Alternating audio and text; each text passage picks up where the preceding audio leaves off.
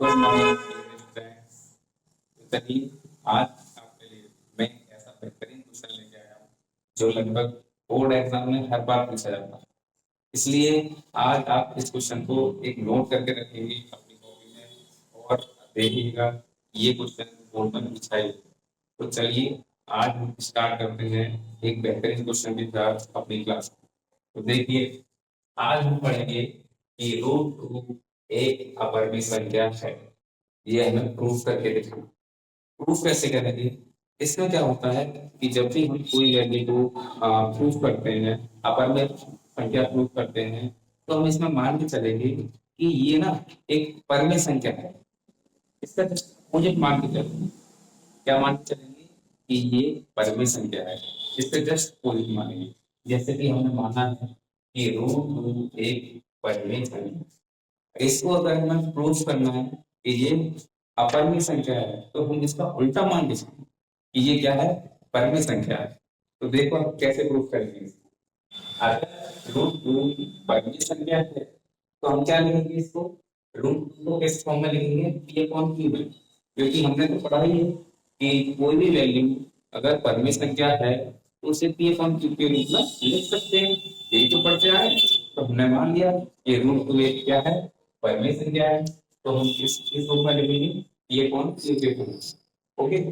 अब एक कंडीशन तो इसमें क्या होती है कि अगर कोई वैल्यू परिमेय संख्या है तो जो अपॉन में है मतलब क्यू में जो वैल्यू है वो क्या नहीं होनी चाहिए? जीरो के इक्वल नहीं होनी चाहिए। क्या नहीं होनी चाहिए? जीरो के इक्वल नहीं होनी चाहिए। तभी हम क्या मानेंगे कि ये क्या है? परिमेय संख्या। क्लियर? अब दूसरी कंडीशन क्या है कि P और Q सह अभाज्य होने चाहिए। क्या होने चाहिए? सह अभाज्य होने चाहिए। ये सेकंड कंडीशन है इसे सॉल्व करने के लिए। ठीक है। ये हमने माना था कि ये परिमेय संख्या है तो इसे पी अपॉन क्यू में लिख पाएंगे। और इस कंडीशन क्या है कि क्यू की वैल्यू जीरो नहीं होनी चाहिए। और इसे एक प्रूफ करने के लिए हम क्या करेंगे? इसे हम पी और क्यू को सहभाज्य संख्या मानेंगे। इनका एचसीएफ क्या होना चाहिए? वन होना चाहिए। अगर वन से अगर दूसरा आ गया तो हम जो हमने माना है वो हमारी कल जो कल्पना की है हमने वो गलत हो जाएगी और हम प्रूफ कर पाएंगे कि ये क्या है? एक अपरिमेय संख्या है। तो जो हमने कल्पना की है उसे हम गलत साबित करेंगे। तो देखो कैसे कर पाएंगे इसे। चलिए अब देखो इसे सॉल्यूशन हम कैसे करेंगे कि क्यू का मल्टीप्लाई हम करते हैं तो हमारे पास ये फॉर्म है। और फिर हम टू अंडर रूट टू को पी के अपॉन में ले जाएंगे, डिवाइड कर देंगे तो ये फॉर्म में लिख पाएंगे। अब हम क्या करेंगे? अगर रूट टू को हम रूट से हटाना है, रूट टू को अगर टू को हमें निकालना है रूट टू से, तो दोनों तरफ वर्ग करते हैं। क्या करते हैं? वर्ग करते हैं। तो वर्ग कर देंगे तो दोनों तरफ क्या अगर वर्ग हो जाएगा तो पी का स्क्वायर हो जाएगा। और यहाँ पे क्या है? पी का स्क्वायर। और यहाँ से रूट हट। क्लियर? तो इसको हम मानेंगे इक्वेशन फर्स्ट। इक्वेशन फर्स्ट मान के चलिए। अब देखो क्यू अगर वैल्यू है अगर हम टू का डिवाइड इसमें कर रहे हैं और इसकी वैल्यू हमें क्यू स्क्वायर मिल रही है तो क्या क्यू एक पूर्णांक नहीं है? पूर्णांक होगा। कोई भी नंबर होता है वो पूर्णांक होता है। तो माइनस में हो, प्लस में हो, जीरो हो, पूर्णांक होता है नंबर। तो हम क्या मानेंगे कि क्यू एक पूर्णांक। अगर क्यू पूर्णांक है तो क्या क्यू स्क्वायर भी पूर्णांक नहीं होगा? क्यू स्क्वायर भी पूर्णांक होता है। ये तो ये की बात है। अगर देखो ये पूर्णांक है तो ये भी पूर्णांक होना चाहिए कि दोनों वैल्यू जब इक्वल है, क्यू स्क्वायर पूर्णांक है तो पी स्क्वायर अपॉन टू ये भी एक पूर्णांक होना चाहिए। तभी तो हम लिख पाएंगे। तो हमने क्या मान लिया कि पी स्क्वायर अपॉन टू भी क्या है? पूर्णांक है। अगर ये पूर्णांक है, तो इसका मतलब ये है कि अगर हम इसको डिवाइड तो ये भाज्य होगा। वो शेष नहीं बचेगा। क्या होगा? अगर पी स्क्वायर में के साथ करेंगे मतलब क्या होना चाहिए? जीरो बचना चाहिए। इसलिए हमने क्या लिखा है? पी स्क्वायर टू के भाज्य है। क्या है? भाज्य है। मतलब अगर हम डिवाइड करेंगे तो कोई पूर्णांक आएगा। क्या आएगा? एक पूर्णांक आएगा। अगर पी स्क्वायर टू से भाज्य है तो हम क्या कर पाएंगे? पी टू से भाज्य। पी स्क्वायर भाज्य है तो पी भी टू से भाज्य होना चाहिए। ये रियलिटी है। मैं अब आगे देखेंगे कि अगर हम p को 2 से भाग करेंगे, अगर 2 का डिवाइड p में लेंगे तो कोई ना कोई वैल्यू आएगी। कोई भी वैल्यू होगी तो हम मान लेंगे कि अगर हम 2 का डिवाइड 3 में दे रहे हैं तो वैल्यू आएगी हमारे पास k1, क्या आएगी k1 आएगी। और जो वैल्यू k1 है वो क्या होगी, k1 एक पूर्णांक संख्या होगी। जब भी हम देखो हमने माना ही क्या था, ये पूर्णांक है तो सॉल्व करेंगे भाज्य संख्या है तो एक पूर्णांक संख्या है, तो k1 क्या है पूर्णांक संख्या। अगर इसको सॉल्व करें तो पी स्क्वायर इक्वल क्या हो जाएगा हमारा 2k1, क्या हो जाएगा 2k1, p इक्वल 2k1 हो जाएगा। इसको मान लेंगे हम सेकंड इक्वेशन, क्या मानेंगे सेकंड इक्वेशन मानेंगे इसको। अब आगे हम क्या करेंगे कि जो हमने p का मान निकाला है सेकंड इक्वेशन के थ्रू, इस मान को इस वैल्यू को इक्वेशन फर्स्ट में अलाउ कर देंगे, फर्स्ट में पुट कर देंगे। अब कैसे करेंगे कि पी स्क्वायर है ना, इसको हम पी स्क्वायर की जगह पे पुट कर देंगे और इसे सॉल्व करेंगे तो वैल्यू हमारे पास आएगी। इसको और सॉल्व करेंगे तो इसको 4 में काट देंगे और सॉल्यूशन करेंगे तो k1 स्क्वायर की वैल्यू क्या हो जाएगी q स्क्वायर अपॉन 2, क्या हो जाएगी q स्क्वायर अपॉन 2। और इसको मान लेंगे थर्ड इक्वेशन, क्या मानेंगे थर्ड इक्वेशन मानेंगे। और फिर अगर ये थर्ड इक्वेशन बन गई है तो क्या इसी की तरह वैल्यू है सेम वैल्यू है, तो हम मान के चलेंगे कि k1 भी क्या है, k1 तो पहले ही मान रखा है कि एक पूर्णांक है, तो हम यहाँ लिखेंगे k1 एक क्या है एक पूर्णांक संख्या है, क्या है एक पूर्णांक संख्या है। अगर ये पूर्णांक संख्या है तो k1 स्क्वायर भी क्या होना चाहिए एक पूर्णांक संख्या होनी चाहिए, क्या होनी चाहिए एक पूर्णांक संख्या। अगर ये एक पूर्णांक संख्या है तो हम लिख पाएंगे q स्क्वायर अपॉन 3 एक पूर्णांक होगा, क्या होगा q स्क्वायर अपॉन 2 एक पूर्णांक होगा। अगर ये पूर्णांक है, अगर ये पूर्णांक है तो इसका मतलब ये है कि q स्क्वायर 2 से भाज्य होगा, क्या होगा q स्क्वायर 2 से भाज्य होगा।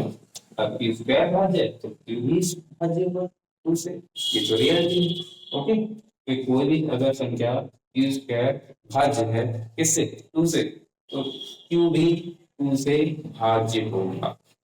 ओके, अब देखो हम क्या करेंगे कि 2 अगर भाज्य है 2 से, भाज्य अगर है तो कोई ना कोई वैल्यू हमारे पास आएगी, इसको भाग देने पर तो हम मान लेंगे कि इस 2 का भाग q में देने पर हमें वैल्यू मिलेगी k2, क्या मिलेगी k2। और k2 भी क्या है एक पूर्णांक है, क्या है एक पूर्णांक है।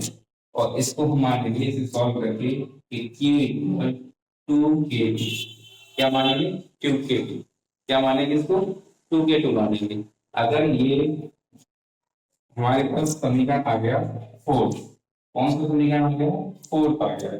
अगर हम दोनों इक्वेशन से देखें, एक सेकंड इक्वेशन से और फोर्थ इक्वेशन से, तो हमारे पास वैल्यू मिली है हमें p इक्वल मिला है हमें 2k1 और q इक्वल मिला है 2k2, ये दो वैल्यू हमें मिली थी। अब इसका मतलब ये है देखो कि हमने क्या माना था कि 2k1 और यहाँ मिला 2k2, ठीक। और हमें क्या मैंने माना था कि p और q का है सहवाच, मतलब इनका HCF होना चाहिए, तो क्या होना चाहिए 1 होना चाहिए, क्या होना चाहिए 1। और लेकिन इनका HCF तो देखो ये भी आ रहा है 1, तो इनमें कॉमन है ही है, लेकिन 2 भी कॉमन है। इसका मतलब ये है जो हमने कल्पना की थी कि पी क्यू सहवाच संख्या है वो गलत हो जाएगा। अगर हमने ये माना है कि ये सहवाच संख्या है, सहवाच संख्या क्यों माना था क्योंकि ये परमेय संख्या है, मान के चले थे। और यहाँ तो कुछ गलत ही हो रहा है कि यहाँ पे तो क्या हो रहा है कि भी कॉमन आ रहा है और 1 तो कॉमन है ही है। ये तो हमने माना था कि ये परमेय संख्या है, इस क्यू बराबर में 0 नहीं होना चाहिए और पी क्यू सहवाच संख्या है, तो सहवाच संख्या तो हो ही नहीं रही है। अगर सहवाच संख्या नहीं है तो इसका मतलब ये परमेय भी नहीं है, क्या नहीं है परमेय संख्या नहीं है। तो हम क्या रखेंगे समीकरण 2 और 4 से स्पष्ट होता है कि दो पी व क्यू का एक कोवेलेंस क्या है गुणनखंड। ये देखो 2 ये दोनों में आ रहा है तो दोनों में क्या है कोवेलेंस गुणनखंड है, इसीलिए क्या होंगे पी व क्यू सहवाच संख्या नहीं है। अतः हमारी कल्पना जो हमने की है वो गलत है, हमने कल्पना की थी कि √2 एक परिमेय संख्या है, जो कि गलत साबित हो रही है। अगर हमारी कल्पना गलत है तो जो हमें प्रूव करना था कि √2 एक अपरिमेय संख्या है, वो एक बिल्कुल सही है। क्या है? √2 परिमेय संख्या नहीं है, तो क्या हुई? √2 एक अपरिमेय संख्या है।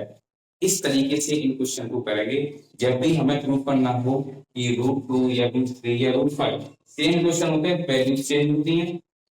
अपरिमेय संख्या है तो हम मान के चलेंगे कि ये क्या संख्या है? परिमेय संख्या। और अपनी कल्पना को गलत साबित करेंगे और प्रूव कर पाएंगे कि ये क्या है? एक अपरिमेय संख्या। तो आपको समझ में आया क्वेश्चन? अगर कोई क्वेश्चन समझ में आया तो बिल्कुल आप इस चैनल को सब्सक्राइब करो, चैनल को आगे बढ़ाइए। और मैं ऐसे ही इंटरेस्टिंग वीडियो, फैक्ट वाली वीडियो जो आपके बोर्ड एग्जाम के लिए बहुत जरूरी है, ऐसी वीडियो मैं लाता हूँ। क्लियर?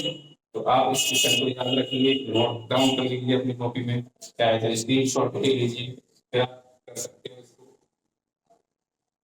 क्लियर? चलिए मैं अपनी क्लास को यहीं पे समाप्त करता हूँ, फिर मिलेंगे आपको अगली क्लास में। जय हिंद।